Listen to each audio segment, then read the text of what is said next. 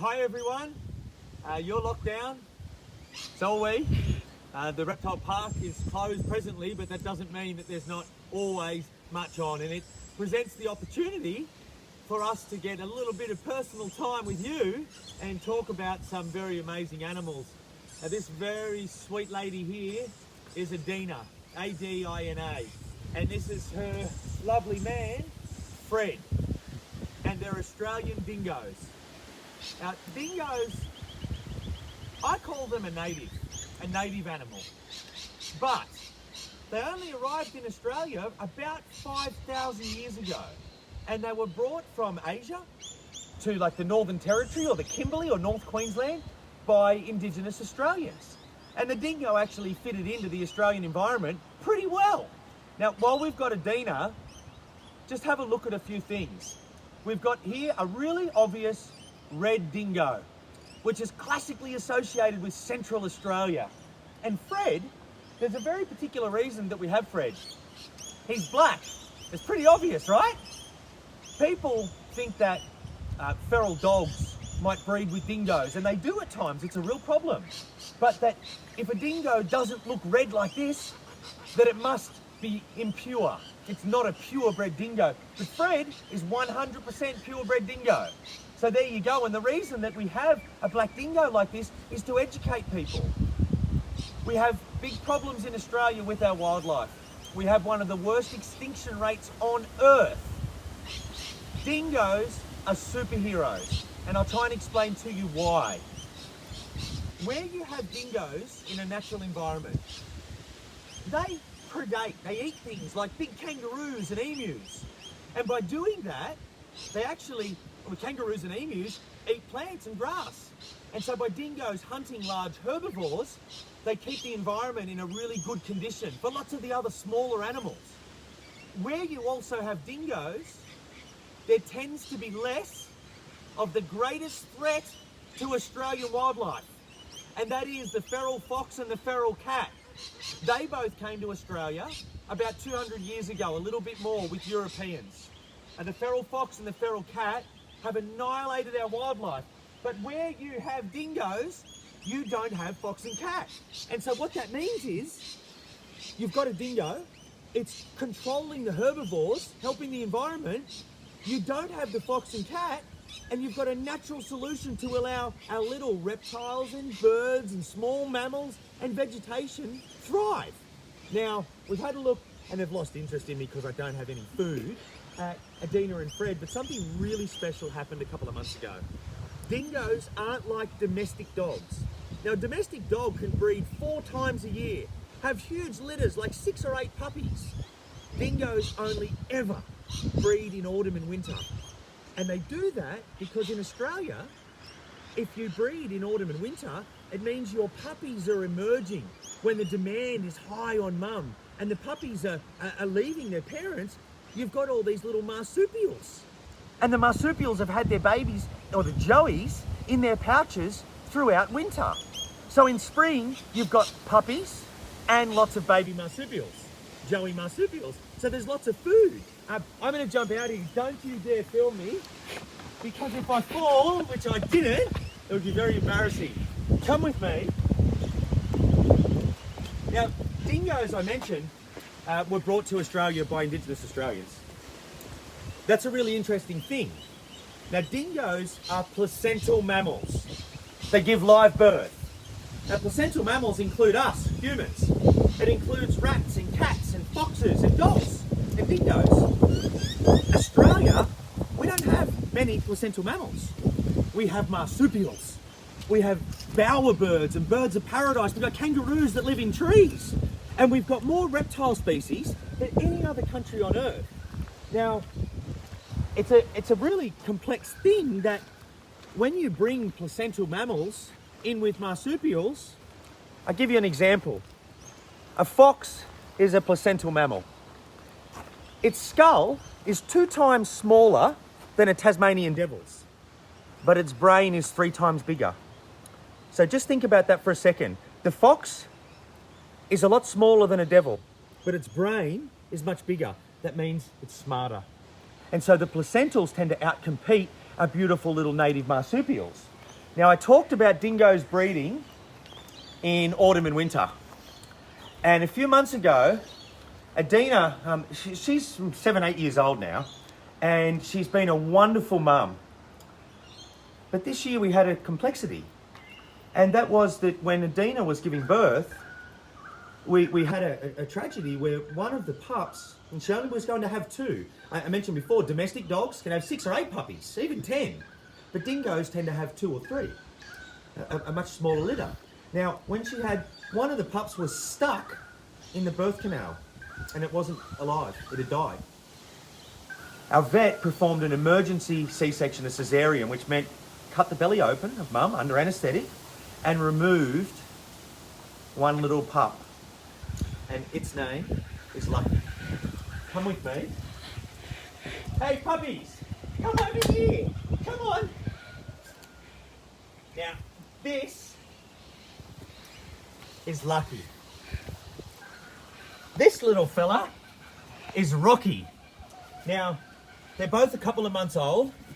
Now, Rocky came from another organisation because Adina, Lucky still lives with mum and dad. Just. But when Lucky leaves mum and dad, needs a mate, right? And so that's where Rocky comes in. So have a look at a few things about these little pups. Amanda, do you know exactly how old they are? They would be 12 and 13 or 14 weeks so now. They're about 3 months old. Now, I've had domestic dogs, puppies in my household in recent years. And you have a look at this. This is a 3-month-old pup. Now, from the age it was 10 days old, her eyes opened. That's really young. 2 weeks old, eating solid food. 3 months old. You know, my puppy at home, a domestic dog, still looks like a tiny little puppy. But a dingo is almost independent, capable of hunting, being a part of a pack. Hey, sweetie.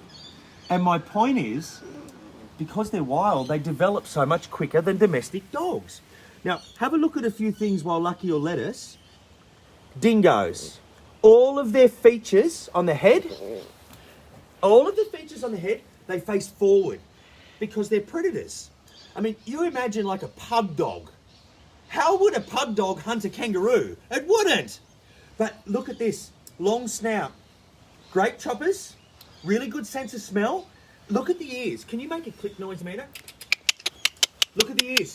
Hey, they both Lucky. floated forward. Come here, Rocky. Swap. Look at the ears. Give us a click. Hey, Rocky.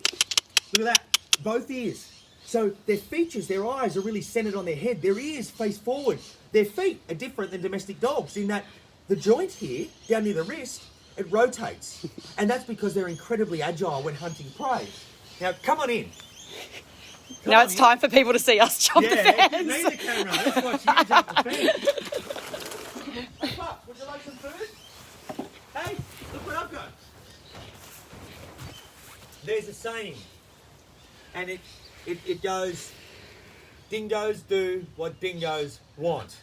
A lot of people see these beautiful little pups running around and we get asked the question really regularly, do they make good pets? I have to tell you the answer is no. Okay? They're really kind. They're just like any other... Hey, you two. Hey, you two. Come here. Come here. Come here. Protective over food, hey? So what you see there is 2 little puppies trying to establish dominance. Now, as I mentioned, Lucky still lives... Settle down, Rocky. Lucky still lives with mum and dad. And no, they're fine, Josh. Lucky still lives with mum and dad. And Rocky is the newcomer. Now, Rocky will be the top dog. But at this point in time, every time we introduce them, they've got this delicate balance, just like you have at home with your pups. But what I was mentioning, come here, Lucky. I'll borrow you. You can have some food there, Rocky. Here you go.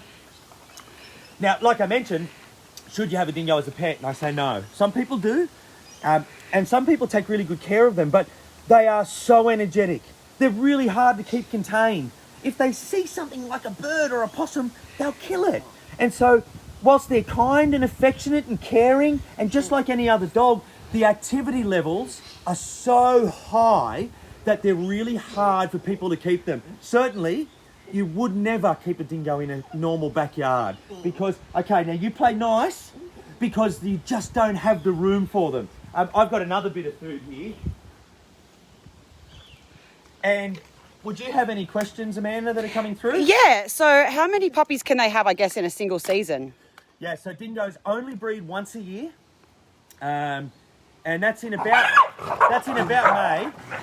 Josh, if you want to just grab Lucky for me. And look, have a look now. Rocky's got her in a little headlock. Thank you, mate. Now, you'll see me smiling.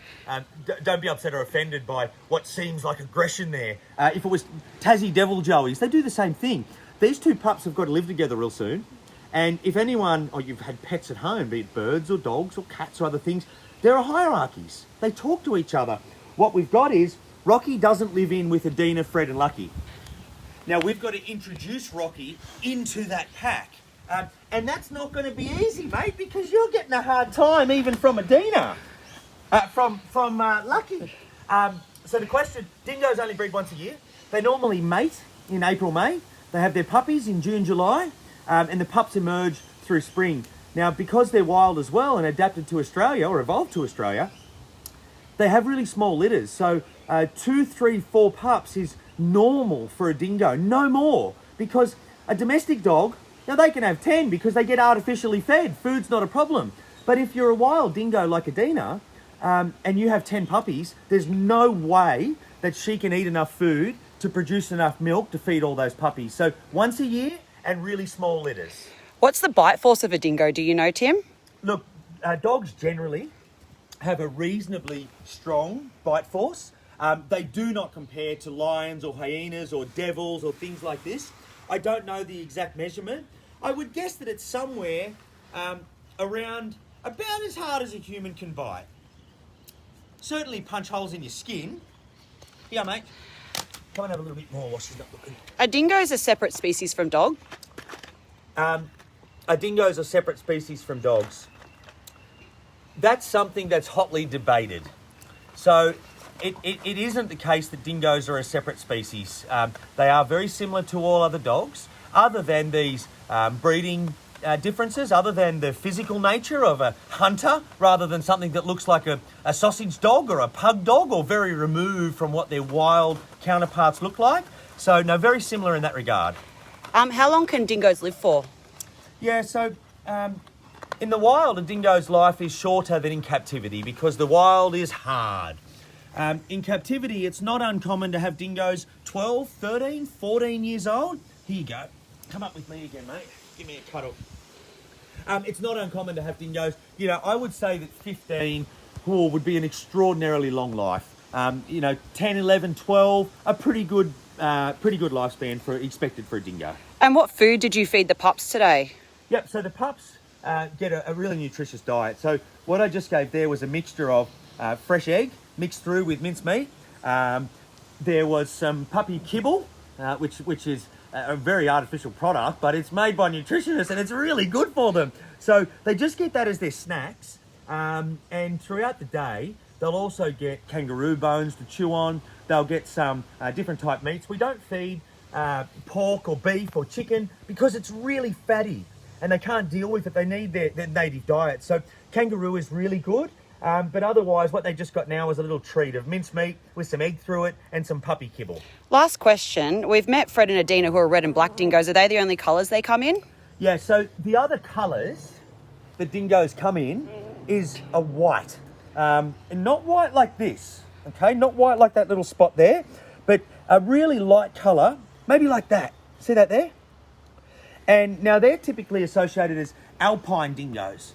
So when you go through the lower Great Dividing Range through southern New South Wales and Victoria, you get these beautiful white dingoes, kind of like the colour of a white Labrador, with a really thick coat because it's really cold there.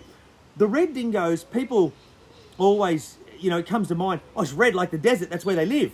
But on Fraser Island, off the coast of Queensland, they're red dingoes. So this really is the common looking dingo throughout Australia. And then in places you get your coloration of dark black or you get your light white. And the black dingoes, whereabouts are they found? Yeah, so the most black dingoes, they they pop up here and there, but they're typically associated with Northern Australia, Kakadu, Kimberley. However, I have seen one in central New South Wales in the Barringtons. Wonderful. We might wrap it up there then. Good. Okay, well, thank you everyone for tuning in. It's a lot of fun for me. We did an awful lot of this last year, and quite literally there were tens of millions of people. My heart is with everyone, but especially with you kids. For you to be watching and learning about dingoes and native Australian wildlife and environments, that's as good as it gets for me. Look, I know that our team has done a lot of work in the back end, and on our website there are activity packs. There are ways to support us if you like, but please go one step further, do a bit of homework and jump on the Reptile Park website. Very easy to find. Over and out for now. See you all later. Stay safe.